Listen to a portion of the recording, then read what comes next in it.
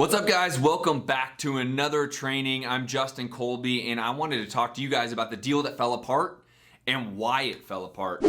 For those of you out there that's ever gone through that, it is incredibly frustrating, and I feel your pain. And after doing this for 13 years, I still have deals that fall apart. Now, I will tell you that happens very few and far between, but I wanted to make sure that I do empathize with you. Is it doesn't matter if you're just starting or if you've done this for 13 years. Not everything goes your way, and it is frustrating. So here's how and why this deal fell apart, and hopefully you guys can protect yourselves in these scenarios and learn from these videos. And again, if you are liking these videos, click the like button, subscribe to the channel. Also, if you're not a part of the Science of Flipping Academy group on Facebook, make sure to go search for it and request to be a part, as I give away great free content as well as a lot of free prizes there as well, the Science of Flipping Academy. So with that said, this deal was a pretty standard, straightforward wholesale deal. And it is actually a co-wholesale deal. One of the investors here, who's a lot newer, asked me to see if I could help sell this deal for them. And by the way, if you aren't using that strategy, you absolutely should be. And I said, absolutely. The numbers made sense. It was a little tight, but within about 3 or 4 text messages to some of my VIP buyers, which is always the first place I go when I'm looking to sell a deal, is I go to my VIP list and I text them personally. Within 3 or 4 of those text messages, I got the deal sold from a buyer who is actually another wholesaler, which is another intriguing part of this whole story. Is he actually had the ultimate end buyer in this scenario. And so that happens a decent amount here in Phoenix. And so I move forward with the process. This is actually a good buyer of mine. He buys himself, but also he wholesales. So I had no reason to think it was not going to go through. They submitted earnest money deposit. They signed the assignment. The entire process was going as planned. It was great.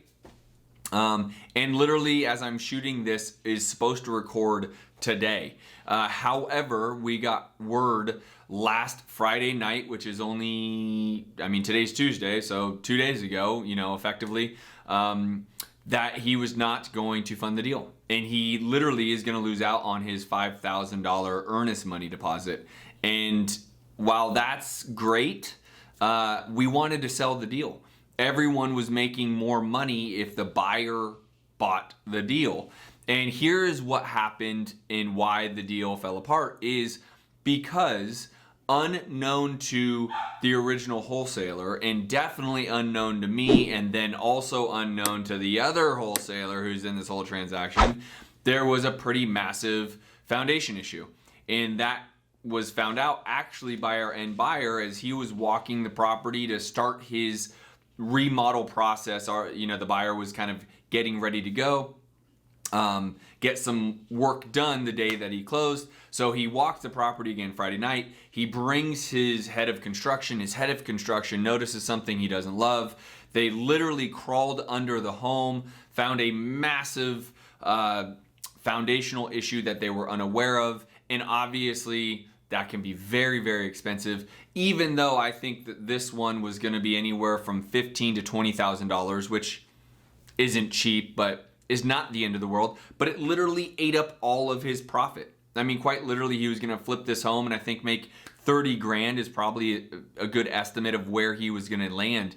And if he had to actually fix this foundation issue, it would have blown the deal apart. Like one little thing goes wrong, he literally will make no money or potentially even lose money. And so this deal fell apart because the lack of information given to me by the original wholesaler. But this also goes to if you're talking to the seller. You need to know this information and you need to be full disclosure when dealing with your buyer. If I would have known there was a foundation issue because of how extreme those can be, I absolutely would have told my buyer, make sure to walk the property before you green light it. This buyer actually bought the home sight unseen.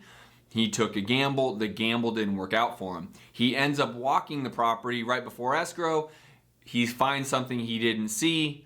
he walks away from $5,000, which again, I'd rather have just sold the property to him than to keep the $5,000, but it is what it is. So again, full disclosure, know what all the challenges are, know if they, need a new roof, need foundation, AC's broken, need a new pool, some of the bigger price point stuff. Know that information and also disclose that to your buyer.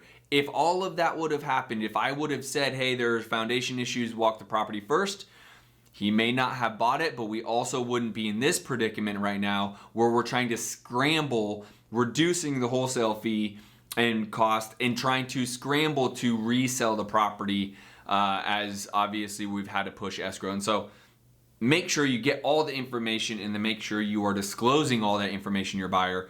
That is what would have fixed this. And again, in the comments below are all the resources that you could possibly want. If you are interested in talking to me a little bit further about the challenges you're having in your market and your business, there is a link below for you to sign up for a call with me specifically.